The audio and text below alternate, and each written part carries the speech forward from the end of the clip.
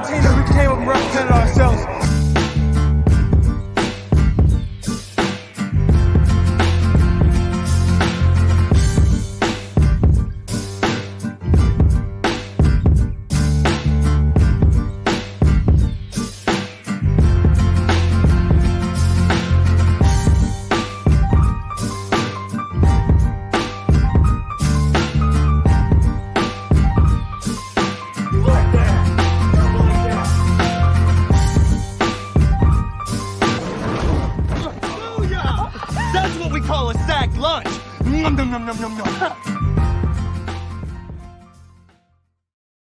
What's up, everybody? Welcome into another edition of the Sac City Podcast. I'm your host, the one and only Vinny Milani, joined as always by my best friend in the whole entire world, Aaron the Mukesiah Mukes. And below us we have your boy, my boy and everybody's boy, the reigning, defending, undisputed, somewhat heavyweight champion of the show, or valedictorian of the show. Keep doing that. It's at this point has to be messed up. Like I have to. It's on purpose. It's It is. understandable. I already get it. He's just doing it on purpose to make me feel some type of way. I'm not gonna let it affect me.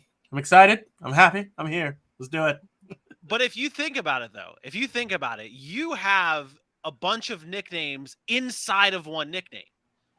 You're the reigning.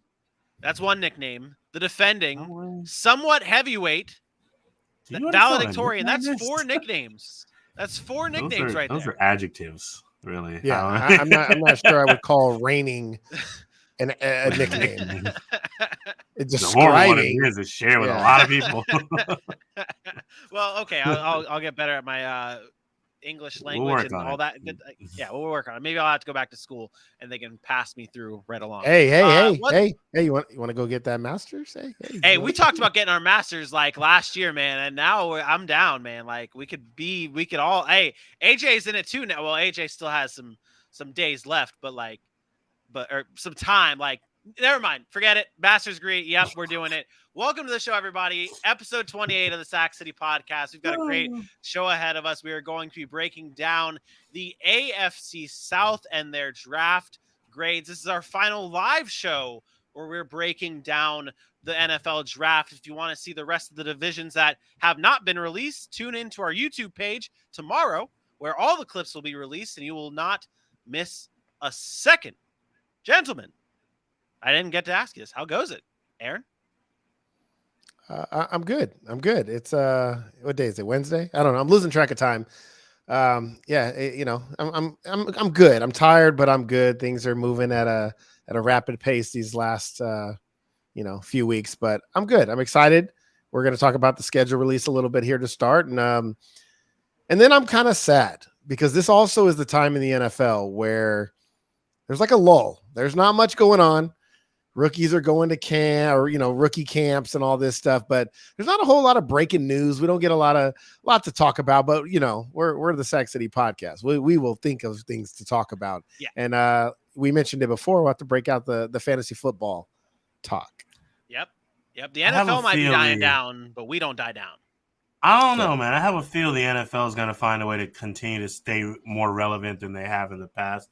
I remember when I felt that way about my, NBA, and that was the year Kevin Durant went to the Warriors, and it just seemed like there was breaking news in that league every day. And since then, I feel like the NFL has stayed more prominent, even in their downtimes. I mean, the last time we thought there was a downtime, who was it from the Cardinals that got traded like a couple weeks ago? Not Hollywood Brown. Was it when it was Christian Kirk? No, sorry. Okay. The last time we thought there was a downtime was then we got the news that DeAndre Hopkins was going to be suspended for 6 weeks. And then we had all that to talk about for a week. So they'll find a way to keep us having conversations to talk about. I'm not worried. The NFL's got our back. I'm prepared. I know they do. Yeah. We've got one more big day, though, tomorrow as the schedule gets released, and we'll be covering that on our Friday show. But there was actually some news earlier today teasing what is to come tomorrow with the schedule release.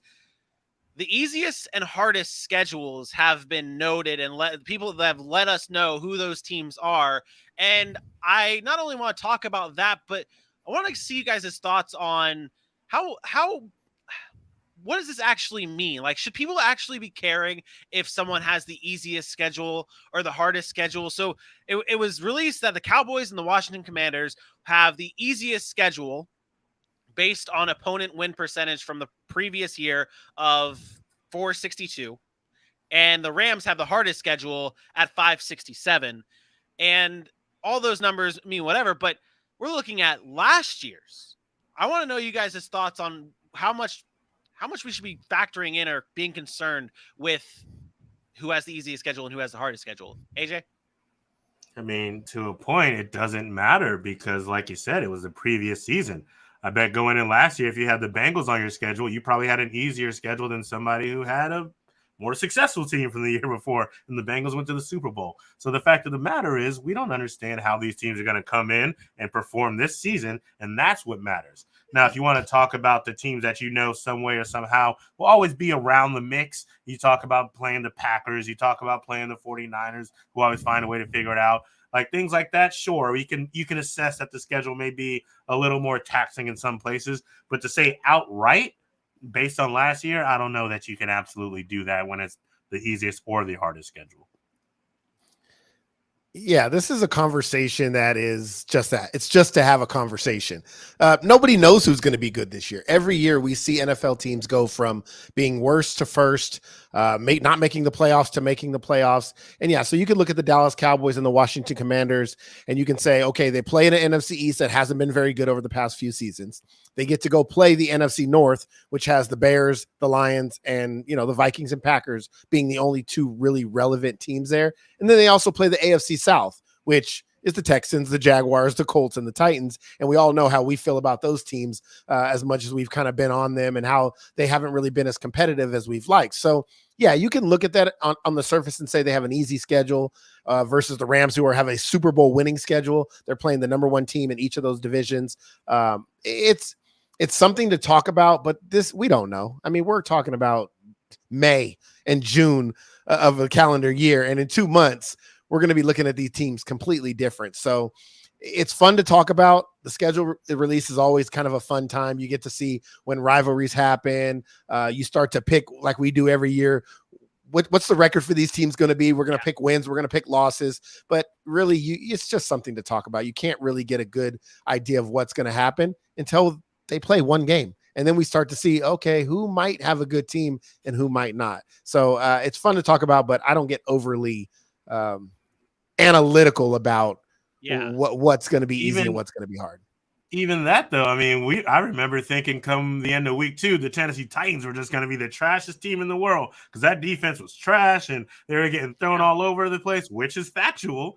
And then, they turned around and had one of the best 5-week defensive stretches we've seen in a while and had their team at 8-2. And they did a lot of this. It was first in the AFC South without Derrick Henry. So, I mean, one of the things we love about football is the parity. So he's right. To have a conversation, absolutely. It's fun. We could talk about it. And maybe if we talked about it, like if we played these teams this way last season, what it could look like, kind of how they go back and redo a draft, that would be a cool way to do something like that. But if you're talking and you're expecting a team to have a record this season because of who they played based on last season, you're going to be as wrong as you were when you were trying to predict the draft.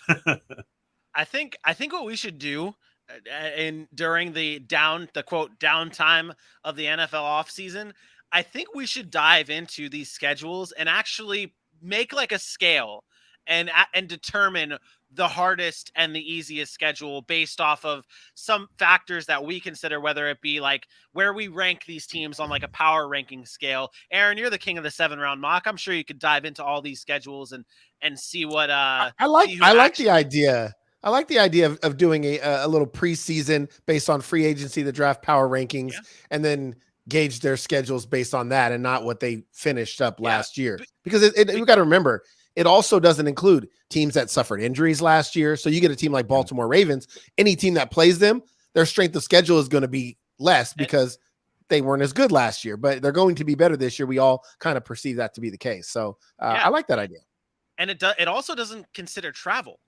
It's just by win percentage. So I mean, you go like some team. I'm pretty sure last year Miami had the London game and then came back and did not have a bye. They played right after that. So like that's not being considered either when we're looking at the early schedules and saying who has the easiest and who has who has the hardest. I mean, I feel like there's a lot of factors that can be thrown in here to determine who actually has the easiest and hardest schedule. And to AJ's point, it might not even matter when the season starts because anything could happen. We rode that roller coaster all season long. We'll be doing it again this coming season. You're not going to want to miss a single second of the Sac City podcast. AJ, tell them where they can follow us at. I think I know the answer to this one. I ace this quiz on occasion. Sac City Pod. Ladies and gentlemen, you know the deal. Head on over to Facebook and Instagram, Twitter, and YouTube, and TikTok, where you'll see some wonderful, mostly Aaron Muxus's, a little bit of some Vinny with Vinny. You got more than 9 views yet on that one TikTok? I'm Probably just curious. not. You don't have to answer. Probably not. Even myself dabbles a little bit. I got a pretty good one coming on. Sadly, just have to reshoot it. AJ, but you got one. You will never see it. You got one coming out yet? One? I got it's gonna be. I think it'll be my 5th. I think it'll be my 5th on 5? TikTok. Maybe 4. Oh maybe 4. I could be incorrect, but it won't matter because after that I'll have a 5 and a 6 and a 7. But you will never get to see it, folks, if you don't find at Sac City Pod on TikTok and on YouTube and Twitter and Instagram and Facebook, and rock with us day in, day out for all your most up-to-date, interesting, controversial, and just correct takes on your NFL. And of course, ladies and gentlemen, it's still not too late. It's about to be too late. So if you haven't done it yet, head on over to bonfire.com and get yourself, well, I take that back. Don't go to bonfire.com. Go to any one of those damn social media platforms I just told you about. You will find it pinned right there for you to grab yourself a Sac City shirt. Help the show grow so we can continue to give you all the wonderful content you know. Sac City Pod, baby! Look at this guy, unreal. And I mean, you can go to the link is not that hard. You can just go to bonfire.com/shop Sac City. That's it. Bonfire.com/shop Sac City, and that's it. That's all you got to do. The shirt will be there, and when you go to check out after you're done supporting us, use that promo code Sac Draft at checkout to save 10% off. We are trying to help you save some money. We're not trying to rob you guys blind, but the shirt is dope. You're not going to want to miss out on this exclusive offer and this exclusive limited edition shirt from our inaugural Sac City Draft coverage, which was special. Aaron and I started counting up the hours and all the things that have went into it. Friday, we will release the grand total of all the hours and work that went into the shows, and it'll be interesting. It's a lot of fun. We do enjoy what we do. You said 30 hours at one point. In my head, I was like, ain't no damn way that's it.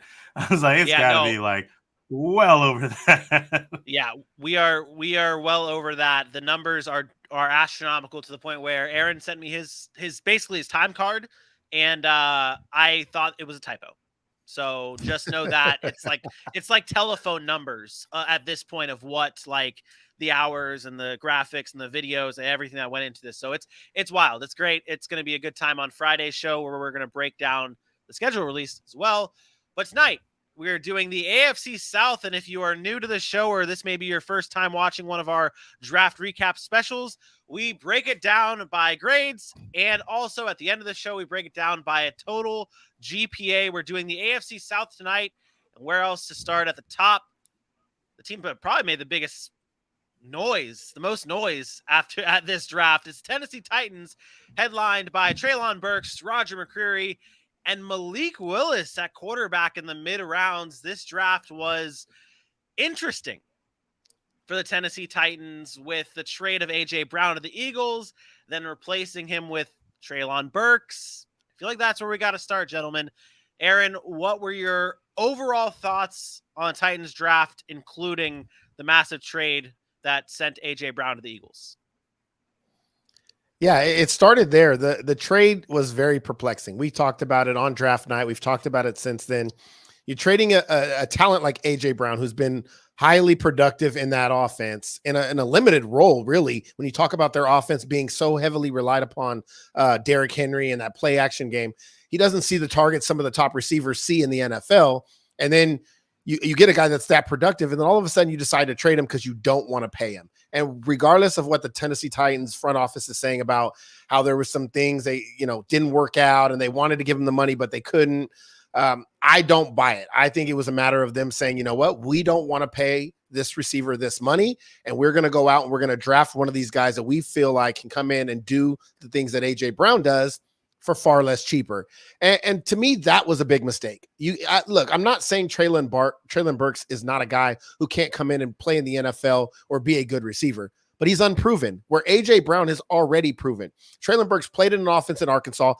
He's only really been productive for one season. This is not a guy that has come out and been shining for 3 years in the SEC. It's been really one really solid year. And then we're like hoping he turns into A.J. Brown 2.0, which A.J. has said a number of times. Why not just stick with the guy you already have in a team that won the AFC last year? You don't have time to wait for Treylon Burks to adjust and develop into an NFL receiver. Who's to say he's going to come in right away and understand route concepts, understand this play action game, understand these option routes that they have to run? We don't know that he's going to come in right away and have that impact. I just felt overall Tennessee was kind of, I don't like using this word because they're smart guys there. They were kind of clueless. They didn't look like they had a plan, and it looked like every pick, everything that happened on draft night, and since then, Mike Vrabel hasn't looked happy, and that front office doesn't look like they knew what this was going to happen, and they looked confused. And to me, that's just bad business for an NFL organization that doesn't have an idea of what they are going to do going into such a big event. Yeah. You and I have the grade on the Treylon Burks pick. You have it at a B. I have it at a B minus. AJ, you have it at an A minus. What went into your thought process on grading the Treylon Burks pick? Did you think about the A.J. Brown trade at all, or was this purely on Treylon Burks? No, I actually thought about this a lot and everything when it came to the Titans. And the fact of the matter is, you traded away A.J. Brown. You now have, even with Robert Woods coming in, you now have an immediate need at the position. And they went out and got a guy that, while there's still questions, at that point of the draft, the receivers that were left that could go in the first round, we're going to have questions anyways. So you had an immediate need, and you went ahead and you got it. You got a guy who you hope you can teach to do some of the things A.J. Brown did. Now, you're also hoping that he possesses some of the traits that you can never teach a football player to have. That's just instinct. That's just God-given talent, and you're hoping Treylon Burks can bring that along. So I gave him an A- because they had the need. They went out and got it. And, we talked about the Titans draft a lot. And while we talked about how the Titans were losing the offseason, looking back at this draft, I don't think it's as bad as we kind of let on for it to be. Don't get me wrong. It's not great. You can tell that, like Aaron said, the Vrabel wasn't happy. The front office looked confused. There's reasons that this wasn't a great draft, but it's not as bad as we say it was. And I think we did that because of the A.J. Brown trade. Losing a piece like that hurts. I think the other thing about this draft that has really started to become apparent is that Ryan Tannehill, his days are numbered. And, and that can be said by the Malik Willis trade or the Malik Willis draft when we got him in the third round. Now, of course, Tannehill's probably still going to play this season. Tannehill may play next season, but there's also a really good chance that Malik Willis shows why a lot of people were chirping about him going in the first round. He has the measurables. He has the athletic profile. He has a beautiful deep ball. He can play the game. He just has to learn it. This is a guy who put up 47 touchdowns and over 5,000 yards when he was finally given the chance. Sure, it was at Liberty, but he also put them on a national scale. So looking at Malik Willis, looking at Treylon Burks, it's very sad and very confusing that a team that was first in the division, you could seriously talk about as if they are looking like they're going to be in a rebuild, if not this season, next season. That's kind of where I stand on the Titans as a whole for right now. Yeah, so with that Malik Willis pick, though, I mean, like this draft, I mean, coming into this draft, we were thinking, okay, the Tennessee Titans, and I'm pretty sure we all said it. I know I definitely said it before the draft. I was like, okay, this Titans draft has to be a draft where we see them getting picks so they can compete in a very tough AFC, whereas everything else, it seemed like, or all the actual picks were them looking forward and moving forward and building towards the future rather than living in the now, including the Malik Willis pick. Aaron, what were your overall thoughts on the Titans draft, not just including now the Treylon Burks pick, but everything else? Yeah, I kind of disagree with AJ. I don't really like it. I wasn't overly enthused with some of their picks. The Roger McCreary pick kind of confused me. I thought there were better defensive backs there at that time. I believe he was taken 35th overall. I thought there were better defensive backs there at that time. And then also the Nicholas Petit-Frere pick, it's about where I expected him to go. I thought they would look more for somebody that can play inside a little bit better. They don't really have any guard depth. I thought they might want to go there. Maybe he can move inside, but he's more of a traditional tackle.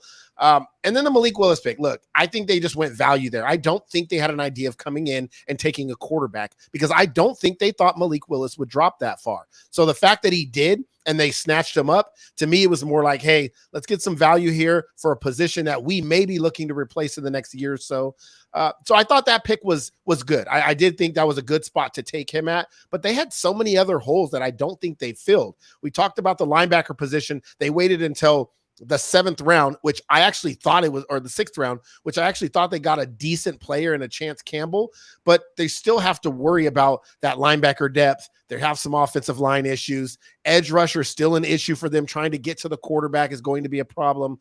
I felt like in the middle, they went from saying, you know what, we're contenders this year to saying, let's play for the future. I thought that with the Malik Willis pick. I thought that with the Treylon Burks pick after the trade. And I thought that with the Hassan Haskins pick, trying to replace perhaps a Derrick Henry in a few years. I thought they switched up their plan and they no longer were saying we can win now. They were saying we are playing for the future. I wanted to just clear some things up. Aaron, you did say a lot of wonderful, fantastic things. I'll probably address a few of them and forget some of the ones that I meant to. I guess what I'm really saying about their draft as a whole, right about the Hassan Haskins pick, like you kind of just mentioned in the middle, is where I start to go off kilter on their draft. Everything else above that, I'm a fan of. When it comes to Roger McCreary, while you can look at a Kyler Gordon, I know you love Andrew Booth, and I do think he's going to be good. I don't think he's as good as some people had him in this draft. I like Roger McCreary for this squad. They have the guys like Caleb Farley, who's a playmaker on the ball. Now they get a Roger McCreary who can be physical, who's lengthy to an extent, and can have some good ball skills here and there. You can't always measure, and I know you know this, you can't always measure the talent of a quarterback by numbers in production, because if you're a good enough quarterback, your numbers may look low because quarterbacks know better. Speaking of quarterbacks, we talked about Malik Willis falling because everybody had him in the first round. But when you really sit back and think about it, being drafted in the 3rd round of the NFL, it's a very impressive feat. We're talking about 600-plus FBS colleges in 32 NFL teams. Some people never sniffed the NFL, and we're talking about a quarterback that got drafted in one of the prime rounds of the NFL, and Malik Willis. I also don't think they planned on getting a quarterback, but we talked about this before the draft. We thought they were a prime team to go out and grab a quarterback if the value was sitting there, and I don't think they could have gotten a better value knowing they had a guy in place in Ryan Tannehill that can take their team this year, and then getting a Malik Willis to be ready to come in and possibly take their franchise to the next step when the time comes. So that's kind of to clear up where my thoughts were when I say a good draft and liking the pick of Malik Willis. I'm slightly confused on Hassan Haskins, but that could be for another day. I like Hassan Haskins as a running back. I like him as a player. It's just, again, with this, I think we have to now just pivot as how we're judging now the Tennessee Titans. Like, we can't judge the Titans now on wanting to compete in the AFC. Maybe Titans fans are going to comment on this YouTube clip and say, oh, we're still in it. I don't know how we're not in it because we still have a good defense and where we were at last year or whatever. But maybe we have to start looking at this draft and as what, take it as what it is. It's moving, but that's what I mean, towards the future. Yeah. But that's what I mean. Like, why they just won the AFC last year. Like, they won the AFC in the regular season. They were the number 1 seed without Derrick Henry for the major part of that season. Why do you go and trade AJ Brown? Why do you then all of a sudden shift this focus? To me, it's like everybody else went out and did so much in free agency. The Tennessee Titans looked at the roster and said, oh yeah, last year was a fluke. We're not going to be able to do this again because we couldn't even get it done in the playoffs. That's what I feel. I feel like they don't even believe in their own squad. And to me, after being the number 1 seed in the AFC, that's a shame. Like, to just allow a player like AJ Brown, and it started there. And I think obviously that's what rippled into the draft. But this is the same team that, again, number 1 seed. 2 years ago, you pay Ryan Tannehill, and now all of a sudden, I don't believe in this team anymore. That's what it shows me. It shows me that they really don't believe in the talent they have on that roster. Do you guys think they should have or could have gotten more for AJ Brown? That pick right there, and then the 101 pick in this year's draft is all they got for AJ Brown. No, probably not, because of the money that a team was going to have to pay. So you look at the outside of like Tyreek Hill, who's proven a lot more in this league, Devontae Adams, like those guys have been the top level receivers. Having to pay that receiver $25 million a year is part of that compensation we have to take into consideration. So they don't have to pay that 25. They still get the first round pick and then an extra pick on top. It's about what you would pay for a guy like that, because they also think Treylon Burks is going to be that. You know what I mean? Mm-hmm. So it's just a matter of, do we really believe that Treylon Burks is going to come in and have that impact that AJ Brown has? I'm sorry. I don't see it. Out of all the receivers that came in the first round that went, we're talking Jameson, even Chris Olave, like Treylon Burks is to me a very bust candidate. He's a big time bust candidate for me, especially in that offense. Poor Tennessee fans. Poor Tennessee fans. Tennessee listens to the Sac City pod. They knew it was a fluke. Hey, we've been calling it for a year now. Like, this team is not as good as their record showed last year. They weren't as talented as the number one seed in the AFC. And this is going to take a huge step back for them as the AFC only gets stronger and they're getting weaker. Yep. Just a little hypothetical here. Just entertain me here. We saw the New Orleans Saints trade up with I believe their original trade was with the Commanders, right? To select Chris Olave. And then they ended up trading back even further. But if you're the Tennessee Titans, would you have Washington Commanders trade for AJ Brown, give up that first round pick, and then you go up and get a Chris Olave instead of Treylon Burks? But I know that you're not a fan of Chris Olave. So. Can I be honest?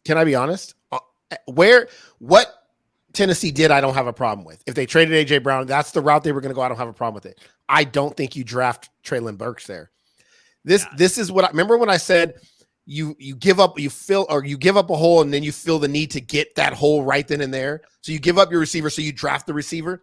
I would have rather had them take the best available player in a different position and then spend a later draft pick on a receiver and say, that's who we're going to look to fill that void. We've already addressed it with Robert Woods. We got Austin Hooper in the offseason. Maybe we like Westbrook-Akina a little bit. That way, everything Treylon Burks does now, guess what? It's going to be compared to AJ Brown. And it's going to put more and more pressure on him to be great. And I'm not saying he can't, but that's so much harder as a player. I just think I would have gone a different route, because all I see, and I can't get rid of it, is Treylon Burks has to be AJ Brown or better, or I'm going to be like, you lost. Simple as that. Yep. It is unfortunate. It's unfortunate. Titans fans, let us know what you think in the comments below. We're going to move on now to the Indianapolis Colts, who kicked off their draft with I guess it wasn't kicking off their draft. They traded for Matt Ryan. They got their quarterback in place. Now their draft consisted of this big three: Alec Pierce, Jelani Woods, and Bernhard Raimann, who I guess I'll just jump into this right away. You guys know how I felt about Raimann before the draft. I called him my bust because I thought he was going to go in the first round.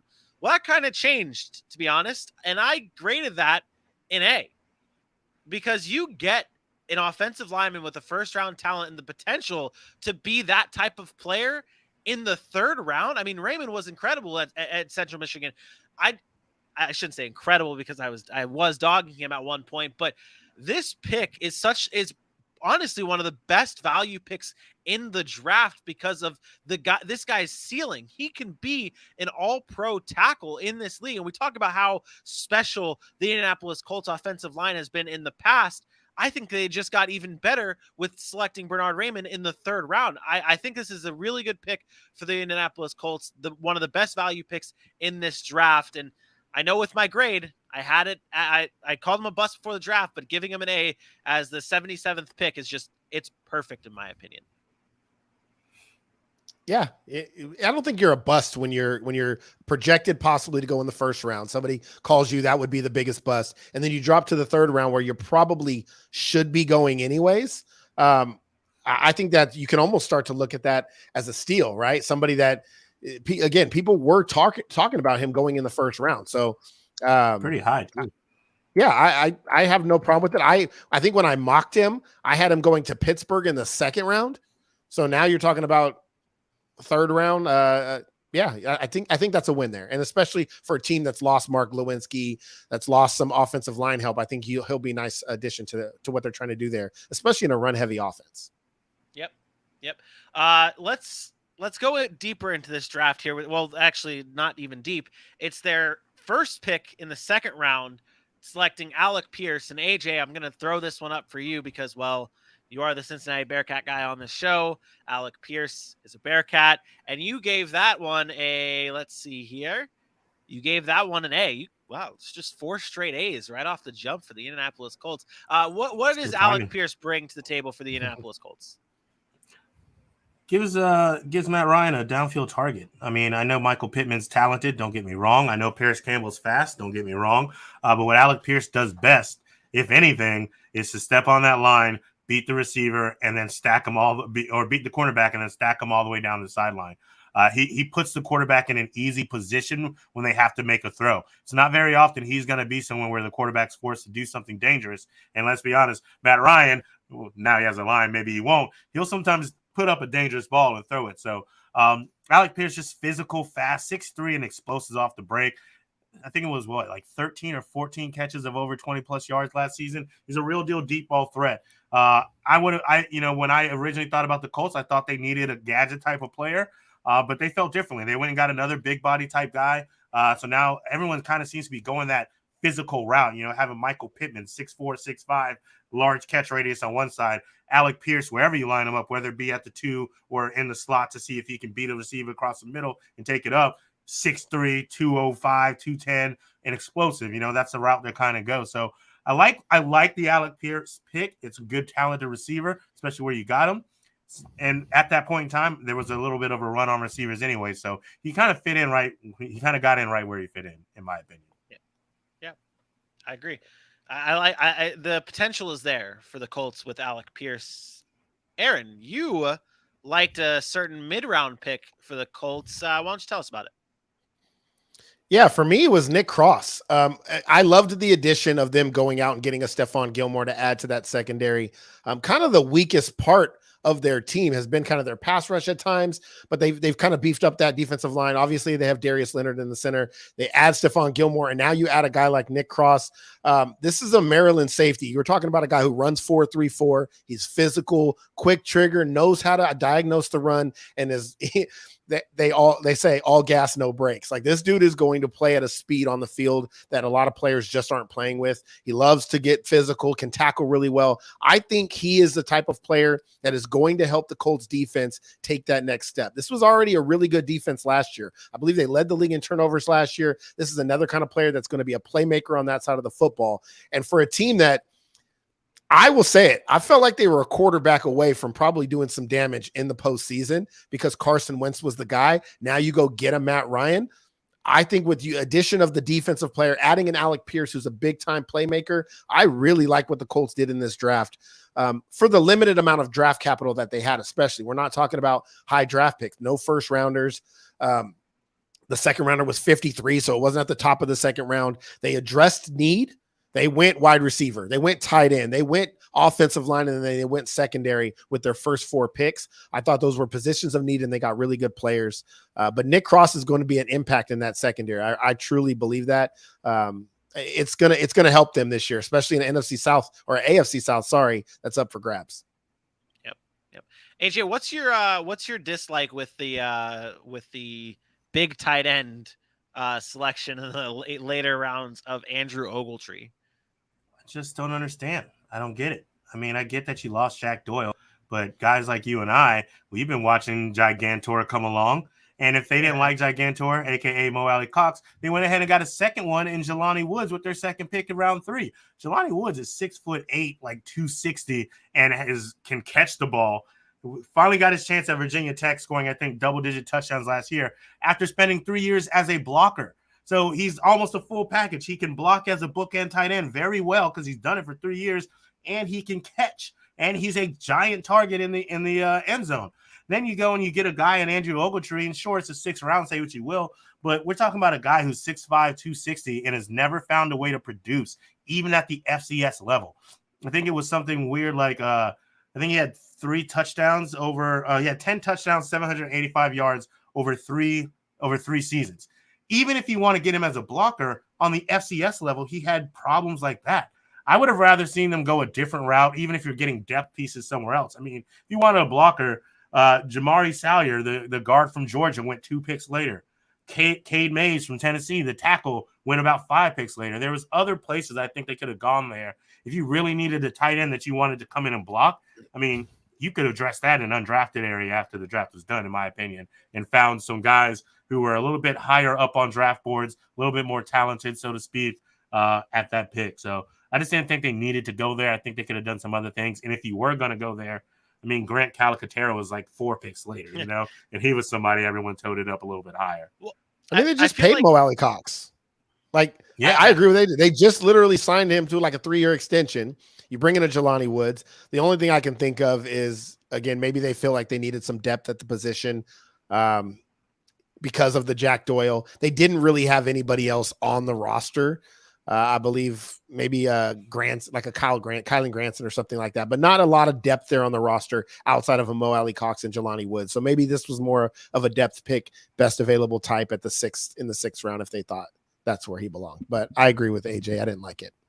Yeah, I was not a fan of that pick as well. To me, I mean, they like the big tight ends, I guess, and you just give Matt Ryan as many weapons as you possibly can. You know, that's Or perhaps maybe it's like, hey, let's draft 2 of them because if Jelani Woods doesn't pan out, maybe we need to take another shot at the guy. It's the old Robert Griffin III, Kirk Cousins draft, right? Take one early and take one later, and maybe that first guy that's supposed to pan out doesn't, and you have somebody in reserve there. But, if you feel like you don't have a lot of holes elsewhere. But for a team that for a team that's battling for that hierarchy of the AFC, the team that's battling in the AFC that is up there with, I mean, you're trying to keep pace. It's an arms race. We talk about it all the time. Would you rather them take a pick on a position that's not? I mean, it's a 6th round, so you have. But like they have very few needs. The Colts really have very few needs. We talk about weapons. They addressed it with Alec Pierce, and they addressed it obviously with Jelani Woods. Offensive line, they needed to beef up. They did that. They did address that. Every pick that the Colts took was a position of need coming into the offseason. The rest of their team, running backs, defensive line for the most part, linebackers, they're pretty set there. They've addressed these in offseason free agency.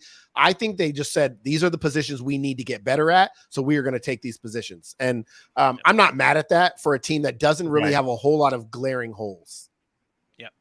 Okay. Agreed. All right.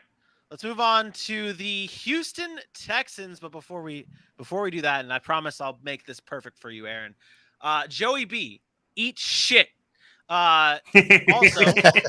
Also, it's the Houston Texans. We're going to dive into what they did in this year's draft, headlined by Derek Stingley Jr. with that top 5 pick, followed up by Kenyon Green and Jalen Petrie. I mean, the Houston Texans really did a very good job, arguably the best in the NFL, best draft out of all the NFL teams.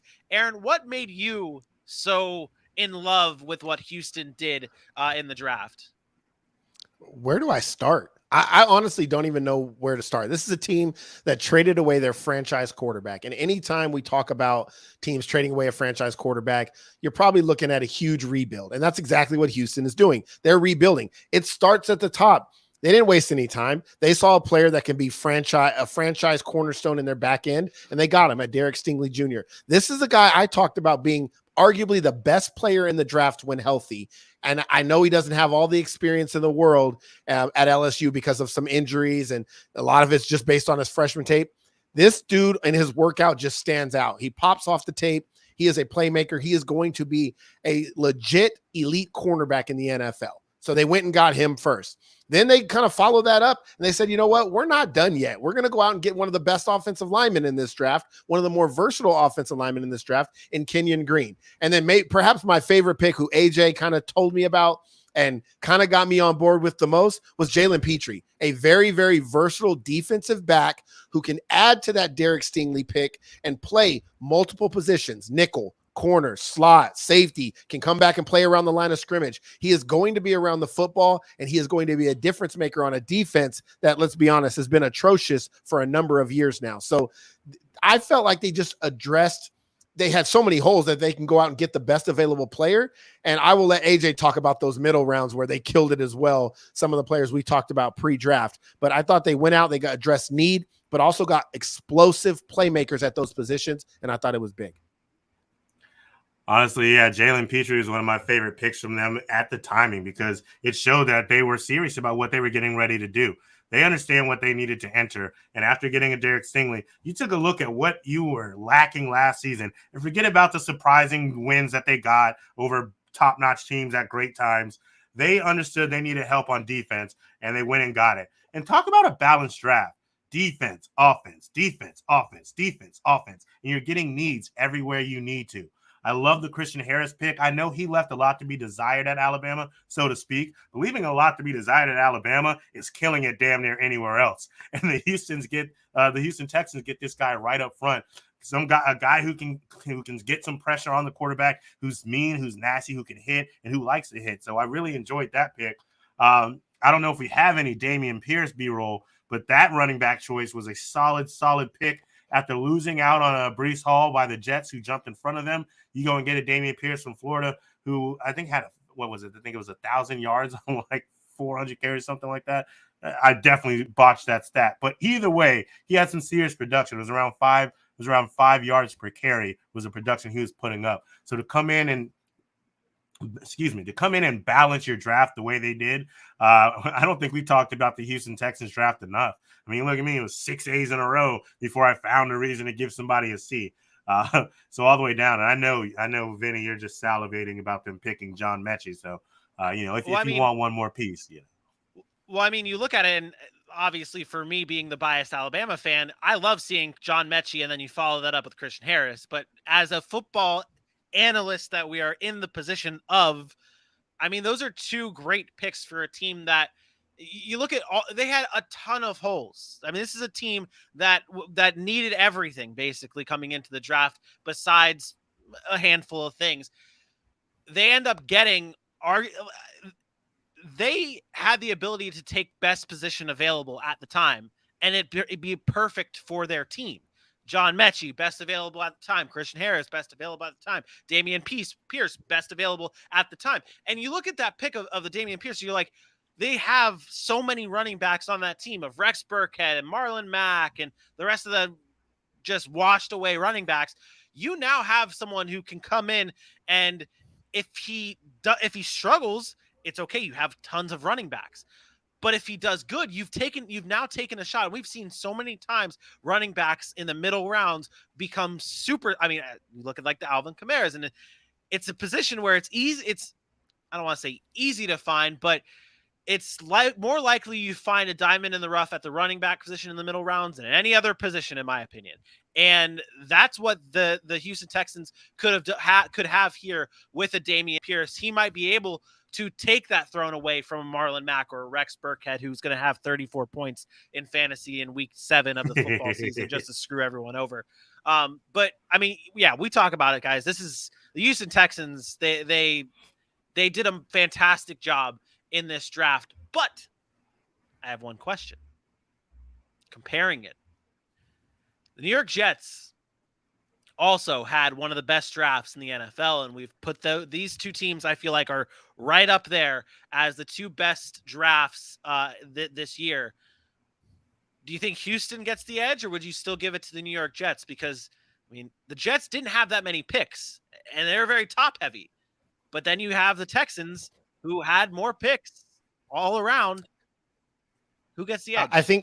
I think you're looking at a couple of different situations here. I lean towards the Jets because I'm going to go with the guys that could have basically drafted 3 top 10 players. And we talked about that, being a Sauce Gardner, a Garrett Wilson, and then a Jermaine Johnson. I'm going to go with the fact that I believe those are 3 top 10 players in this draft, and you got those. So maybe the depth that Houston got was more impressive, but I also think the Jets are a little bit closer than Houston. Like I know Houston has some good pieces there, but I think the Jets are close to being a quality football team. I feel like I really like their coach. Now it's year 2 with the Zach Wilson. So they've already identified who they want to be their franchise quarterback.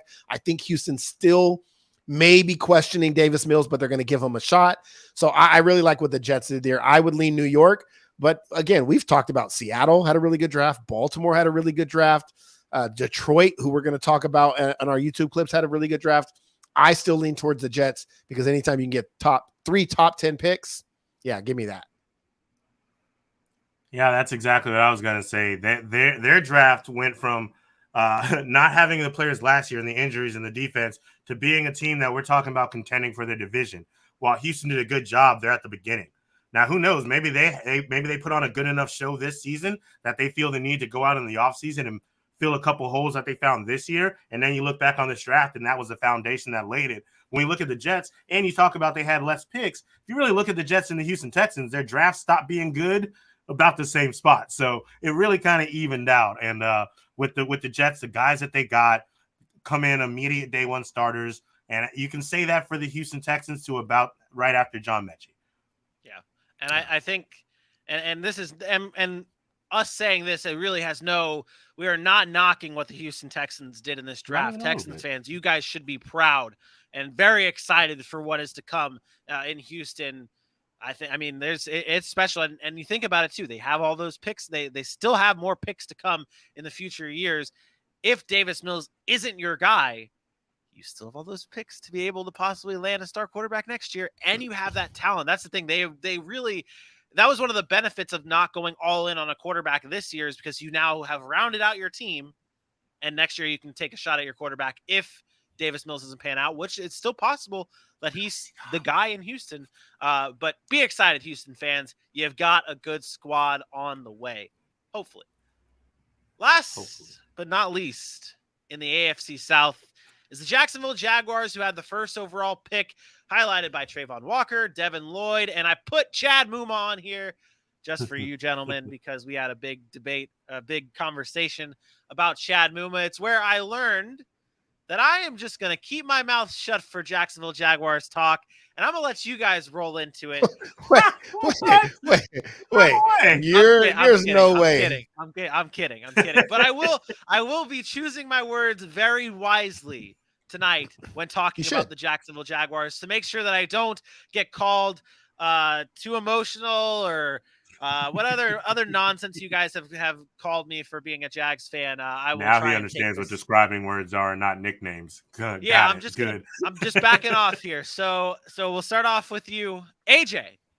What were your overall thoughts of this Jacksonville Jaguars draft? Good start. You guys took a good flyer, I guess is the best way to say it. I mean, he's got the upside. Trayvon Walker is athletic. He wasn't the guys everyone thought would go first, but I really like the pick, and I think he can do some things that Aiden Hutchinson can't. Solid follow-up with Devin Lloyd. If this was your draft last year, you put Trevor Lawrence and then Devin Lloyd, you guys are just shooting for the stars, I really like their first 4 picks all the way down to Chad Muma. I don't know what the hell y'all were doing in round 5. Did the loss of Dara Agumbawale really hurt that much that you had to go out and get a running back in round 5? And if you were going to do it, you went with Snoop Connor.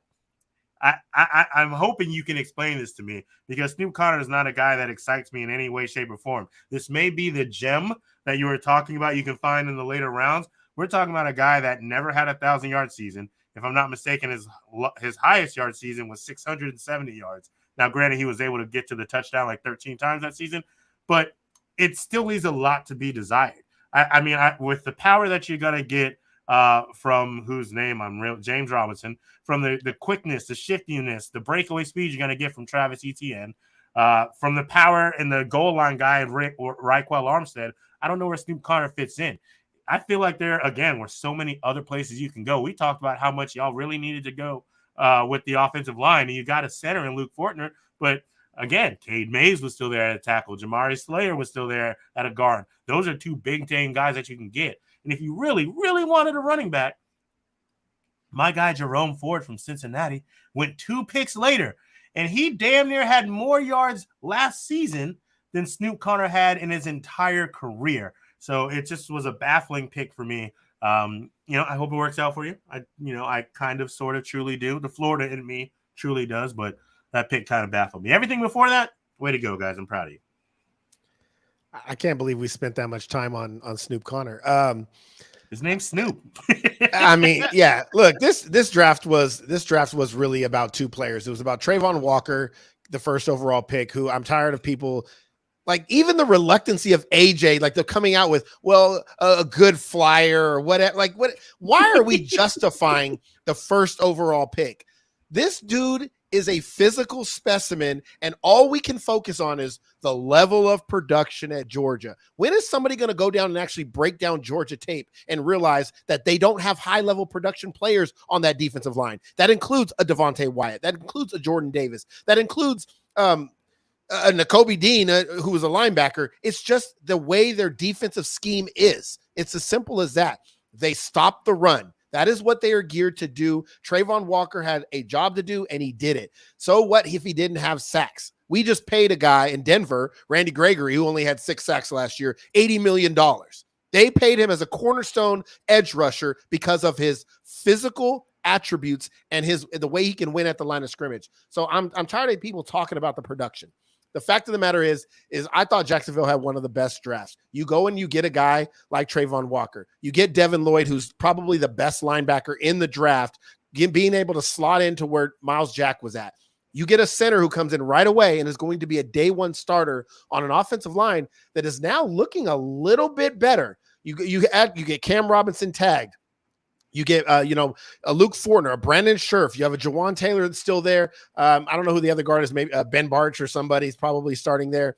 But now you're adding pieces to protect Trevor Lawrence. You add a Chad Muma on the linebacking core with a Devin Lloyd, who is a tackling machine. This guy had 142 tackles last year, and that's all he does is make plays. He's not the fastest, but he can cover space really well. He can play in short areas. He's explosive. He's an elite tackler. In the NFL, if you haven't watched lately, tackling is a lost art. People don't do it anymore. You can put him on the defensive line and have him, or play really tight to the defensive line and have him kind of stop that edge. This is a player that is going to be a factor on your defense, and you add him next to one of the best linebacker earlier in the rounds. I think this is a team that is primed to take the next step. I told you I liked what they did in the offseason.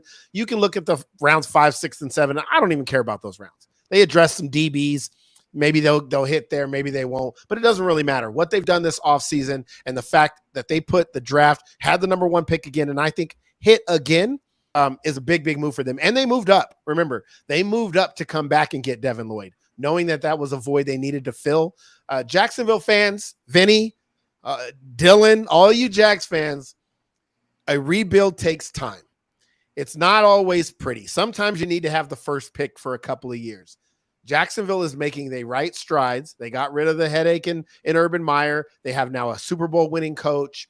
Hopefully that organization stands behind him and allows him to do it his way, and they take steps in the right direction. I really like what Jacksonville's done. They are the winner, to me, of this division's draft. Even though I grade Houston's better, I think Jacksonville is the winner because I think Trevor Lawrence is already the guy that's going to be their future versus Davis Mills. You're not sure yet. And I think they put enough around him to take that next step. Yeah. I know you don't want to embrace it, but they are. No. They are, man. No. I will. I think similar to your reaction to the Tyler Smith pick on night 1 for your Dallas Cowboys was a similar reaction to me watching the Jaguars select Chad Muma. Although I, of course, still wish that it was Nakobe Dean. But obviously, we don't know how these two are going to pan out. But as I dove in and look and watch what Chad Muma can do, you bring up his tackling abilities. If you're a Jags fan, how many times did you watch last year so many missed tackles? Not just like we can just say Derrick Henry is still there in the AFC South and you needed someone to lock him up. That's going to be hard to do. But it's not just Derrick Henry that the Jaguars can't tackle. It's just about every single person once you get past that D-line. The linebackers have had such a hard time tackling. There's no like fancy stats to look into for that. Although I'm sure the Jacksonville Jaguars are at the bottom of the top of the league in terms of missed tackles. But I do love the fact that they went out and got a Chad Muma who, I mean, it's a need. The best pick though, I think, and it might not be the grade that I gave. I was tempted to give the Luke Fortner pick an A+ or an A. I still like that Lindstrom kid out of Boston College, but you bring in a center here. No one's talking about the fact that the Jaguars lost Brandon Linder this past offseason.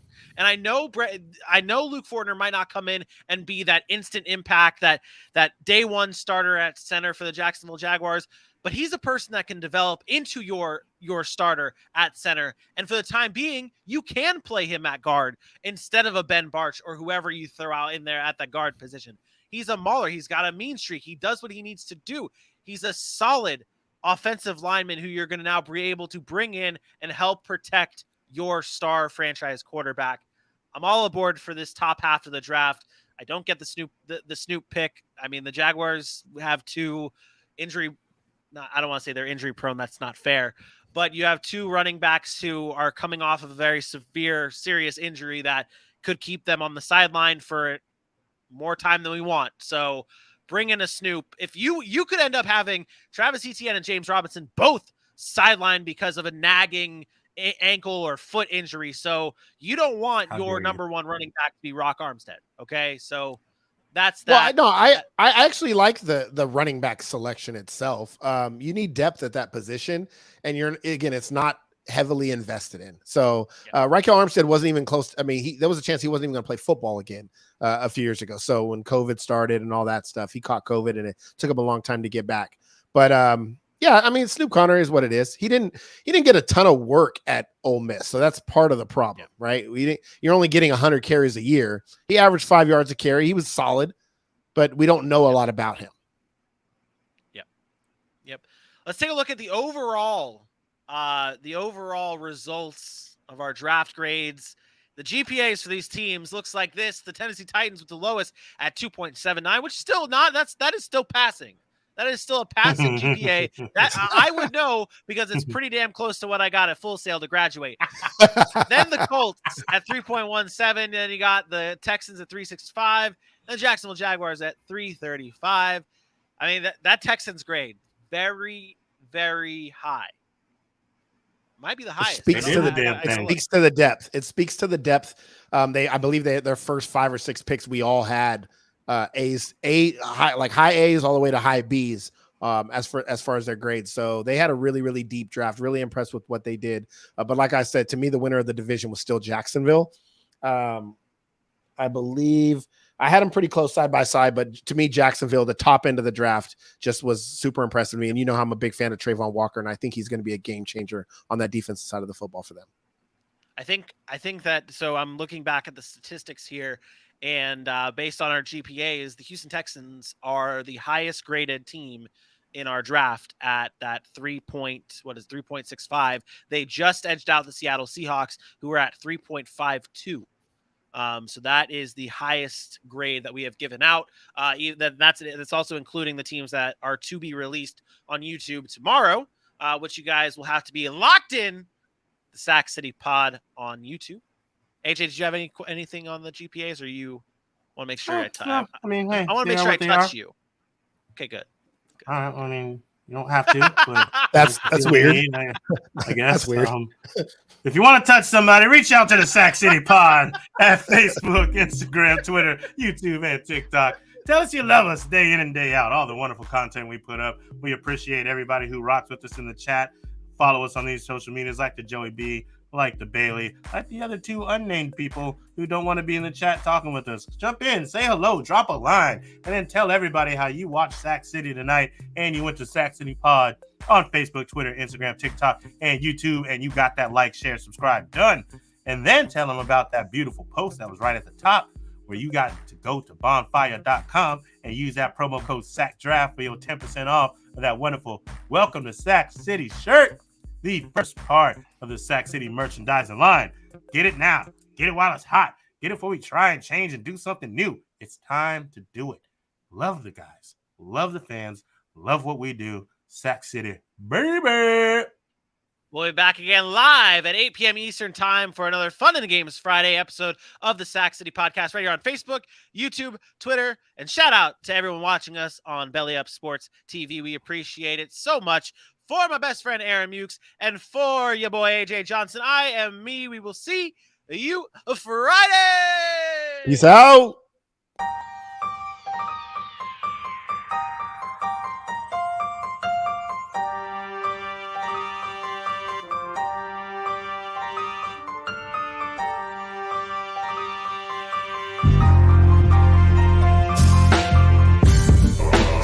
We know we were a much better team than we came up and represented ourselves.